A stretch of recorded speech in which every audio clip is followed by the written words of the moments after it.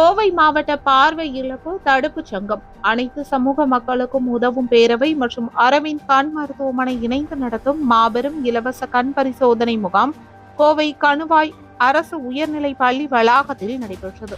கோவை மாவட்ட பார்வை இழப்பு தடுப்பு சங்கம் அனைத்து சமூக மக்களுக்கும் உதவும் பேரவை மற்றும் அரவிந்த் கண் மருத்துவமனை இணைந்து நடத்தும் மாபெரும் இலவச கண் பரிசோதனை முகாம் இன்று கோவை மாவட்டம் கணுவாய் அரசு உயர்நிலை பள்ளியில் இன்று நடைபெற்றது.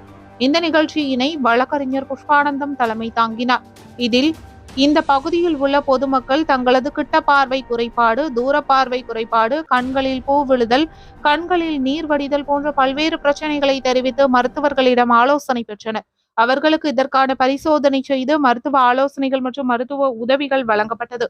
இந்த நிகழ்வில் வானவில் பொது அறக்கட்டளையின் நிர்வாக அறங்காவலர் லயன் டாக்டர் பி நடராஜன், முன்னாள் மாநகராட்சி சுகாதார மேற்பார்வையாளர் நாகராஜன், அதிமுக துணை செயலாளர் வேல்முருகன், வழக்கறிஞர் குமாஸ்தாக்கள் லக்ஷ்மி, திவ்யா, குமாஸ்தா ஜான், பால்ராஜ், ஜபா வர்ஷா, வர்ஷினி, மோகன்ராஜா, ராஜா பேக்கரி உரிமையாளர் கனகராஜ், சமூக ஆர்வலர் Karthikeyan, Kanuvai Radhakrishnan, financier Perumal, financier Kumar ji, doctor Tamil Azhagan, cinema நடிகர் கணேசன், அன்னதான சாமியார் ஜெயக்குமார் சுவாமி, அரவிந்த் மருத்துவமனை முத்துச்சாமி, வார்டு கவுன்சிலர் குமார், பெற்றோர் ஆசிரியர்கள் சங்க தலைவர் செல்வராசு, பன்னிமடை பஞ்சாயத்து தலைவி ரத்தினம், மருதாச்சலம் என பலரும் கலந்து கொண்டனர் என்பது குறிப்பிடத்தக்கது.